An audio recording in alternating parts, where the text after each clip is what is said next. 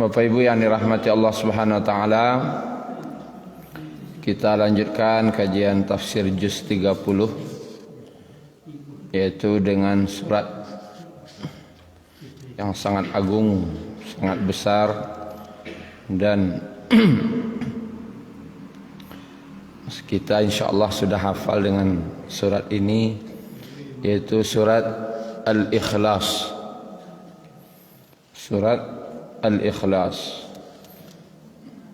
Qul huwallahu ahad. Bapak Ibu yang dirahmati Allah, Al-Ikhlas artinya memurnikan atau murni. Memurnikan Allah dalam segala hal, dalam bentuk, sifatnya, zatnya. Dan bagi kita memurnikan dalam bentuk ketaatan dan beribadah hanya kepadanya. Nanti kita jelaskan apa makna al-ikhlas. Kemudian asbabun nuzul, sebab turun dari surat al-ikhlas ini. Pada ayat-ayat atau surat-surat yang turun sebelum Al-Ikhlas itu umumnya tidak menyebut nama Allah. Ada yang cuma dengan kata-kata waktu itu Rabb. Rabb itu artinya yang menciptakan, yang memelihara, yang menjaga, yang mengatur, namanya Rabb. Kita lihat ayat-ayat seperti surat pertama turun, surat Al-Alaq misalnya. Kata-kata di situ Iqra bismi rabbikal ladzi khalaq. Bacalah dengan Rabb. Iqra bismi rabb. Kata-katanya Rabb, bukan bismillah, tapi bismi rabbika. Wahyu yang kedua turun surat ada mengatakan surat Nun, ada mengatakan surat Al-Mudaththir misalnya. Anggaplah surat Nun misalnya. Nun wal qalami wa ma yasturun ma anta bi ni'mati rabbika. Masih Rabb juga. Tidaklah engkau dengan rahmat atau nikmat dari Rabbmu, Rabb. Kemudian surah Al-Mudaththir yang ketiga misalnya.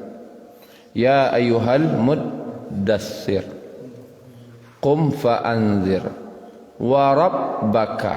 Masih Rabb juga. Kata-kata masih menggunakan kata Rabb.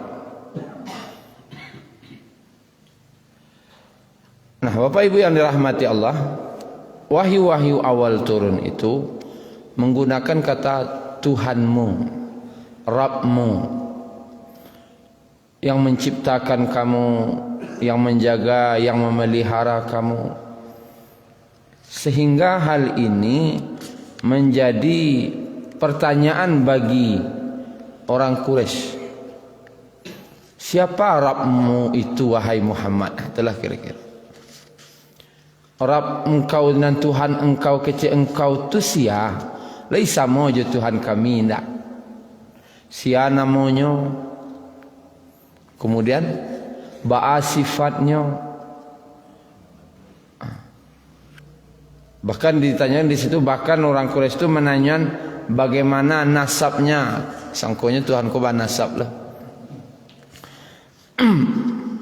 Maka dengan pertanyaan itu maka turunlah surat Al-Ikhlas. Qul, katakan hai Muhammad, huwallahu ahad. Dialah Allah, Siapa engkau tu? Namanya siapa? Allah yang Ahad, yang Maha Esa. Allahus Samad. Allah yang tempat bergantung segala sesuatu. Lam yalid walam yulad. Tidak beranak dan tidak pula diperanakkan. Artinya tak punya nasab dah. Tak ada keturunan sia, anak sia tak ada. Tidak beranak dan tidak pula diperanakkan. Walam yakul lahu kufuwan ahad. Dan dia tidak sama, tak bisa disama-samuan. Disamuan bentuk berhala, disamuan je bentuk otang kayu, tak benda-benda itu dah. Tidak sama, tidak serupa dengan segala sesuatu apapun. Apapun tak ada yang serupa je. Jalihlah akhirnya sia yang disebut-sebut oleh Nabi itu Rab. Siapa Rabmu tu Muhammad? Namanya Allah. Sifatnya begini dan begini. Nanti kita bahas tentang tafsir itu. Kemudian Bapak Ibu,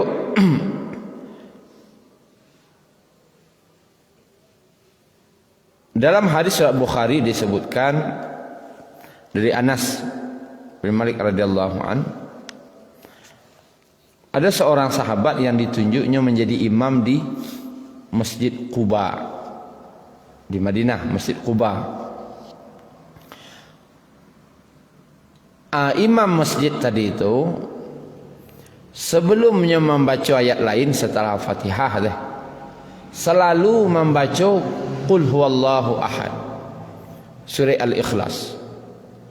Setelah baca surah Al-Ikhlas baru dibacanya surah lain. Mode itu tadi rakaat kedua beko Al-Ikhlas baca dulu, sudah Fatihah barulah surah lain. Pokoknya mode itu asa surah yang dibacanya sudah Al-Fatihah pastinya membaca surah Al-Ikhlas dulu baru surah lain. Nah, kemudian itu menjadi kritikan bagi sahabat yang lain. Dikritik imam tadi. Akecek sahabat yang lain, engkau selalu membaca surat Al-Ikhlas sebelum membaca surat-surat yang lain. Maka sebaiknya kamu baca surat Al-Ikhlas itu saja. Tidak usah baca yang lain. Atau sebaliknya, baca sesurat lain, tidak usah baca surat Al-Ikhlas. Bertanya lo ambo kapa ibu, ada imam wak di siko misalnya sudah membaca Fatihah, waladdallin, amin, bacanya surat Al-Ikhlas, itu baru baca surat lain. Maka rakaat kedua mana itu tarikh kira ibu tak? Mengalih imam lu pak imam itu doh. Sehingga ada yang menyampaikan aja imam tadi itu konan imam nan murid-murid ku ada aja tuh berprinsip kalau nan niyo yang nonton niyo pada tak usah akhirnya kalau akan meninggalkan membaca surat Al-Ikhlas setiap rakaat, ayo ndak ada. Kalian suruh hamba berhenti membaca surat itu, ayo ndak isah ada. Atau yo kalau kalian ketujuh hamba sebagai imam, hamba kamu itu tarikh. Tapi kalau kalian ndak ketujuh hamba dak berhenti hamba jadi imam. Itulah. Kalian ngok nah. Kalau ketujuh di kalian ambo itu ambo katari jadi imam, ambo kamu itu nan karanjau ambo itu ndak kamu ubah.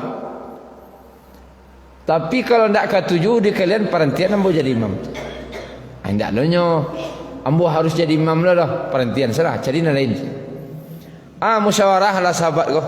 Siapa jadi imam leh? Rupanya dicaliak-caliak. Istilahnya duduk indak surang berdua bertiga cari aja kiri kanan. Rupanya ndak ada pilihan lain lah. Dicari anak duduk aku sahabat nan ada aku. Inyo lo yang paling santiangnya itulah kira-kira. Ndak kama kapai lo dah sia ke jadi imam. Ayo beliau jo nyo tu. Akhirnya kejadianku dilaporkan ke Nabi. Laporan ke Nabi.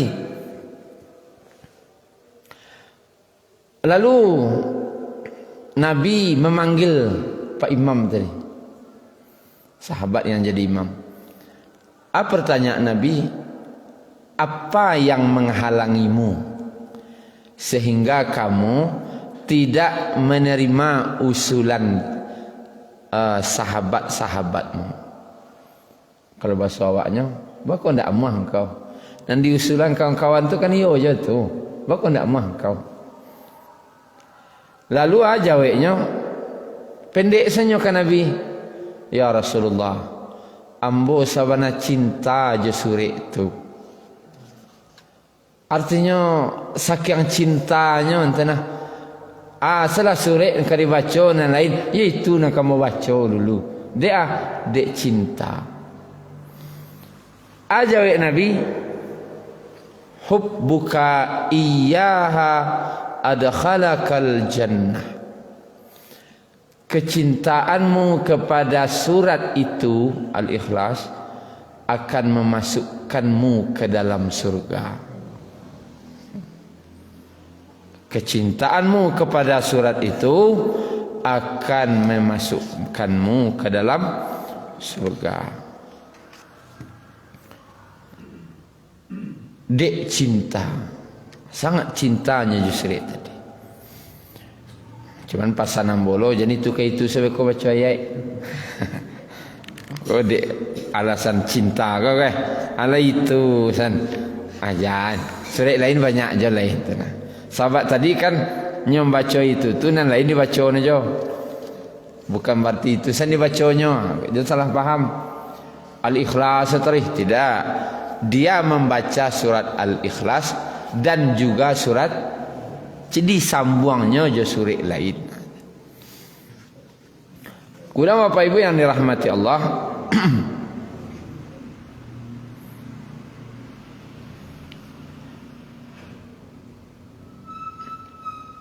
Ada lagi sahabat waktu itu, Nabi lalu malam hari. Lalu terdengar orang sedang membaca surah Al-Ikhlas. Berulang-ulang dibacanya. Berulang-ulang. Lalu cek Nabi, wajib. Cek Nabi, wajib. Sehingga sahabat tanya, apa nan wajib ya Rasulullah? Ini wajib masuk saruku. Mudi tuna keutamaan surat Al-Ikhlas. Kemudian dalam hadis lain diriwayatkan oleh Imam Bukhari, ada seseorang yang membaca surat Al-Ikhlas, tapi nya membaca berulang-ulang. Itu saya dibacanya dalam salat. Apakah karena itu nandape dinyo bisa jadi, atau karena kecintaannya tadi bisa jadi. Dan ada kejadian memang seperti itu. Orang kok tidak banyak hafalannya dah. Nandape dinyo berapa surat pendek saja. Sehingga tahajud kadang malam bertanya Ustaz, wak ingin tahajud pi nampai yang panjang dah apa doa dah. Wak ingin lamo tagak caknya. Baca rohnya. Baca seulang-ulang ayat nan apa dia waktu. Nah, orang konya membaca berulang-ulang. Bisa jadi karena cuman itu nan apa dinya. Dibacanya lah surah Al-Ikhlas kok berulang-ulang dalam salat. Kemudian ketika waktu pagi datang orang mencari Tuhan ke Nabi. Mencari Tuhan ke Nabi kok menganggap remeh orang tu dan salat tu. Kalau sahabatnya, si anu tu ya Rasulullah salat malamnya itu ke itu suratnya nah. Menganggap remeh. Itu ke itu nah surat Al-Ikhlas ni macam mana nah. Itu ketika itu dapatnya. Mendengar itu, deknya menganggap sepele. Cek Nabi. Wallazi nafsi biyadihi, bersumpah Nabi, demi zat yang jiwaku berada di tangannya, bersumpah Nabi, innaha la ta'dilu sulusal Quran, sesungguhnya surat Al-Ikhlas itu benar-benar sebanding, setara dengan sepertiga Al-Quran. Surah Al-Ikhlas itu isinya setara dengan sepertiga Al-Quran. Jadi macam-macam. Jangan menganggap remeh. Ada orang baca Al-Ikhlas itu nan dapat dinyonya ulang-ulangnya. Jangan menganggap remeh. Pahalanya sabana gadang. Walaupun Al-Ikhlas nan dibacanya berulang-ulang, tapi pahala nan didapatnya sekali membaca tu bantulah sepertiga Al-Quran. Kemudian juga dalam hadis Bukhari, Rasulullah sallallahu alaihi wasallam bersabda, "Aya'jizu ahadukum ay yaqra'a sulusal Quran fi lailah?" Apakah kamu merasa berat membaca Al-Quran sepertiga dalam waktu malam, sepertiga Quran semalam? Berapa tu? 10 juz. Kalau lo bacalah Quran 10 juz lu, maka kecil sahabat, siapa nang kata lo kalau lo membaca 10 juz, alun sajuz lah, letak kalau tu mah. Kadang mendoa baru membaca ayat kursi, alun sudah ayat kursi letak kalau, maka ke 10 juz lah yang telah kira. Lalu apa kata Nabi? Allahus Samad.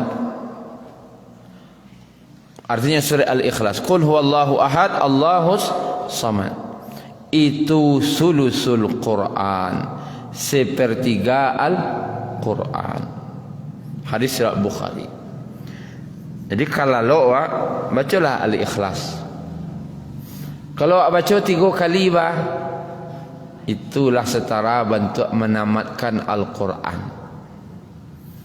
Pahala nan wak dapean. Jadinya istilahnya diskon besar-besaran. Tak besar doh, besar-besaran. Kini wak jam karajo masuk orang jam berapa? Orang kantua. Pukul 7 lah orang kek kan. Pulang jam berapa? Pukul 5 tiba rumah. Gaji berapa? Sekian. Gaji sekian juta. Kini datang pengumuman. Datang so ke 7, pulang ke 8. Nang gaji panuah. Temu orang tiba. Laki ke 8 sana. Yo. Nang gaji ba? Gaji panuah. Kamu hendak orang pergi kerajaan itu? Pergi model ke sana. Stempel. Aku 8 pulang lah. Bagi bagari orang istilahnya karajo. Kalau cuy itu karajo no.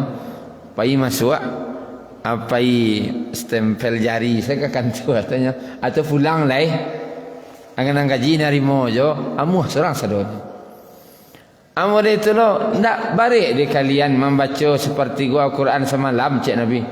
Kabar isiale Rasulullah seperti gua 10 juz semalam cik Nabi. Baca salah qul huwallahu ahad.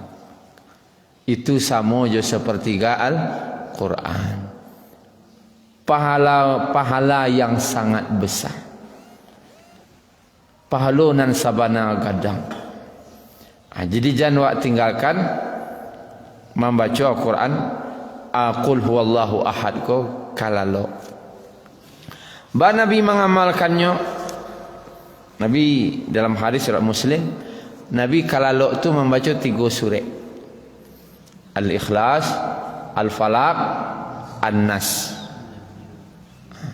Kemudian bila mereka tangan, kemudian bila tiup ke tangan beliau,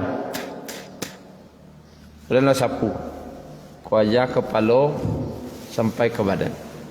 3 kali diulang. Itu yang diamalkan Nabi ketika beliau kalalo. Kalau Al-Ikhlas 3 kali dibaca bantu mendapat pahala menamaikan Al-Quran. Kalau Al-Falaq, Qul a'udzu birabbil falaq, dibaca untuk panangka segala kejahatan yang datang dari luar, dari makhluk, dari tukang sihir, dari orang yang dengki. Kemudian An-Nas adalah menolak kejahatan yang datang dari diri wak sendiri. Kalau kau baca panangka itu panangka. Kalau dulu orang membuat jimai panangka, you know, kau panangka palasi, panangka lah, panangka penyakit, itu syirik. Kalau bapak ibu kau membuat panangka itu baca panangkanan dari luar, sihir dan semacamnya, dan penangka dari kejahatan diri wak sendiri. Tu Al-Ikhlas, Al-Falaq, An-Nas dibaca kalau tu penangka. Tak ada dia tih tulis. Kalau ada anak awak nangis-nangis sana baca surat tu, puing ke badan. Jadi cari lo dukun penangka palasi. Beko dia giah nolo banang 7 ragam. Dia giah nolo penjahit patah. Aleh, asam buah. Ujung-ujungnya dia lah Syriak tu setan pailai. Setan laki Syriak lo nya. Yo alhamdulillah sejak pakai kaluang tu nak dona nangis-nangis lai. Memanglah sampai target setan aja lai. Memang target setan sampai pasang kaluang tu. Sampai babuik Syriak tu target setan. Lah sudah pakailah Syriak orang aja lah. Itu nah targetnya.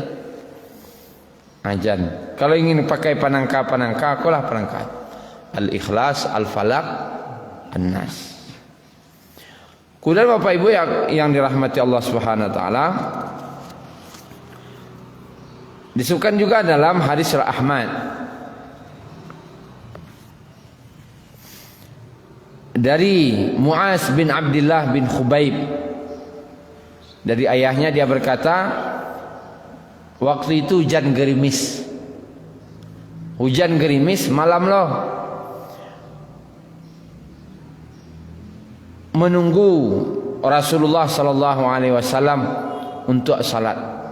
Lalu Nabi keluar menjadi imam salat. Tiba-tiba beliau memegang tanganku. Kecik sahabat tadi. Paciknya di Nabi tangannya. Bacalah. Dia sahabatku nak tahu. Nak dibaca. Ini yang senyap. Kemudian Nabi mengincik lah. Bacalah, cik Nabi. Apa yang harus saya baca ya Rasulullah? Atau beliau bersabda, Qul huwallahu ahad wal mu'awwizatain, dan surah Al-Falaq dan An-Nas. Bila waktu petang dan waktu pagi sebanyak 3 kali.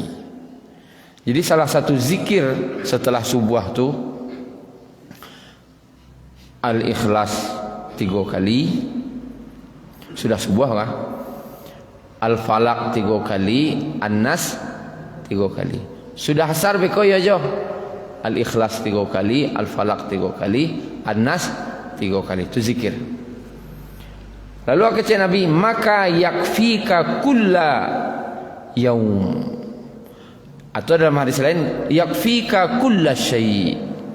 Maka dengan bacaan 3 surah tadi 3 kali itu, Allah akan mencukupkan segala keperluanmu pada hari itu.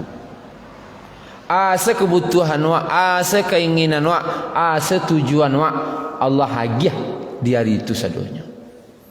Kalau Bapak Ibu ada niat-niat ingin ini, ingin itu, ingin ini, ingin itu, baca roh nak sampai.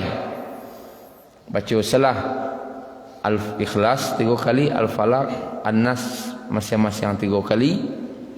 Pagi cek, asar beko cek. Asa kebutuhan Allah akan mencukupkan segala sesuatu sadonya. Segala sesuatu cukup.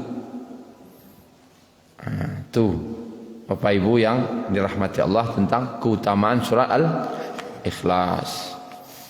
Kemudian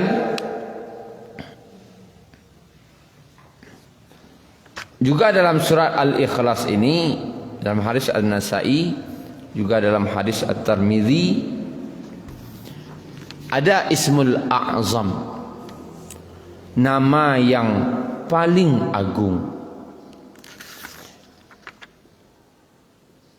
Waktu itu Nabi bersumpah, sumpah Nabi, "Walladzi nafsi biyadihi, laqad sa'alaha bi ismihil a'zam." Demi zat yang jiwaku berada di tangannya, sungguh dia telah meminta kepada Allah dengan nama yang paling agung.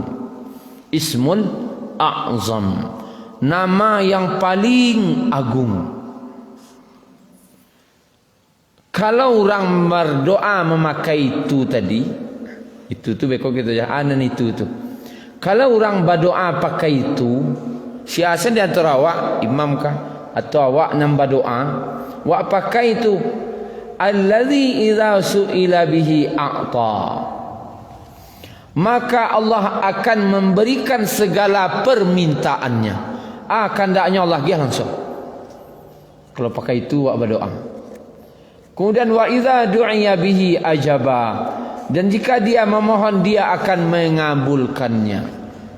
Ana minta dia gih. Ana doanya dikabulkan. Urusan dunia, urusan akhirat Allah kabulkan. Ingin tak Bapak Ibu dapat jaminan ko? Ana dikandak dapat. Ana doaan terkabul. Ingin tak? Baca doa ko. Pembukaan doa. Disebutkan di sini Abdullah bin Buraidah dari ayahnya, dia masuk masjid bersama Nabi. Dia masuk masjid sama Nabi. Tiba-tiba ada seseorang yang salat lalu berdoa. Doanya kok tak dengar di Nabi. Doanya, Allahumma inni as'aluka bi anni asyhadu an la ilaha illa anta al-ahad as-samad lam yalid wa lam yulad alladzi lam yalid wa lam yulad wa lam yakul lahu kufuwan ahad. Lalu kata Nabi, demi zat yang jiwaku yang berada di tangannya, dia telah berdoa dengan nama yang paling agung, Ismul A'zam. Jika dia meminta Allah beri, jika dia berdoa Allah kabulkan. Jadi iko termasuk muqaddimah doa. Awak kalau kamu minta, mendoa itu kamu minta. Ada pembukaannya dulu. Pembukaannya kok. Awak kan acok mendoa langsung miang. Langsung sen. Ya Allah, ingin merasaki Allah langsung saya. Ya Allah, ya Allah, ya Allah, ya langsung. Bukalah dulu. Allahumma inni as'aluka bi anni asyhadu an la ilaha illa anta al-ahad as-samad alladzi lam yalid wa lam yulad wa lam yakul lahu kufuwan ahad. Buka je dulu. Lalu akaj Allah anan dimintanya bagi. Anan dimintanya bo agi. Anan doa no bo kabulkan. Berarti kau termasuk adab dalam berdoa. Dalam berdoa tu pujilah Allah dulu. Allahumma inni as'aluka. Ya Allah, sesungguhnya aku meminta kepadamu. Bi anni asyhadu an la ilaha illa anta. Dengan bahwasanya aku bersaksi tidak ada ilah yang berhak disembah kecuali Engkau. Engkaulah yang Al-Ahad, yang Maha Esa, As-Samad, tampik segala sesuatu bergantung, Allazi lam yalid wa lam yulad, yang tidak beranak tidak pula diperanakkan, wa lam yakul lahu kufuwan ahad, dan tidak ada setara dengan sesuatu apapun denganmu. Setelah baca doa itu, insyaallah mintalah, kita minta. Aku nan kurang dia awak kadang berdoa. Ambo tanya dulu ke Pak Ibu. Datang orang ke rumah. Datang orang ke rumah. Assalamualaikum. Waalaikumsalam. Buka pintu. Pas tak buka pintu, alun sempat wak mananyo kabar langsung nak mengecek. Pak, salam apiti ke sejuta Pak. Baru tak buka pintu tu, langsung tu bacanya. Aja wak cuba. Tu buka itu, Assalamualaikum, Waalaikumsalam. Maka geng buka pintu kan. Tu buka pintu, Pak, salam apiti ke sejuta Pak. Terkajik kan. Langsung minta saja. Salam itu kat cerita Pak. Aja weknya cuba. Kalau orang nampak mangi, aja weknya. Kalau tagak kau jangan minta menyalang dulu, nak tarati kau mah kau mentun. Tu nampak mangi no. Pak Haji nak elok no. Duduklah awak duduk Kalau tagak asal kau nyalang, duduklah lu minum gai lu. Tu nak elok no. Pinam pangalasiknya, aja cuba. Sudah tertagak menyalang. Serang kali duduk nak dapat dah. Lepas sudah tertagak. Itu cara orang pertama. Cara orang kedua. Assalamualaikum. Waalaikumsalam. Apa khabar Pak Ji? Sehat? Alhamdulillah sehat. Apa khabar? Nak ada dah kesilaturahmi ke Pak Ji? Oh, ya masuk. Tu duduk.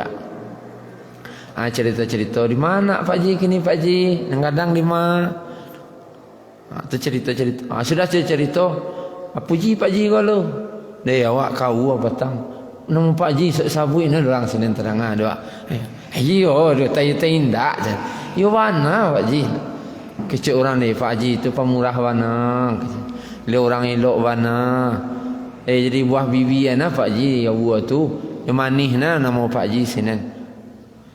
Lah sudah ngecek. Assalamualaikum Pak Haji. Awak sedang payah nak lo kini. Awak kawan nyalang. Kira-kira li dapat tak? InsyaAllah. Daripada nan buka pintu langsung salam je kau. Ada harapan di dia kia. Aman doa tu jangan. Ya Allah ya Rahman Rahim. Agak itu kat pintu langsung sebenarnya. Pakai istilahnya PDKT lah sekitar. Pendekatan dulu, memuji wak ke Allah dulu. Sudah Allah tu wak puji baru wak meminta.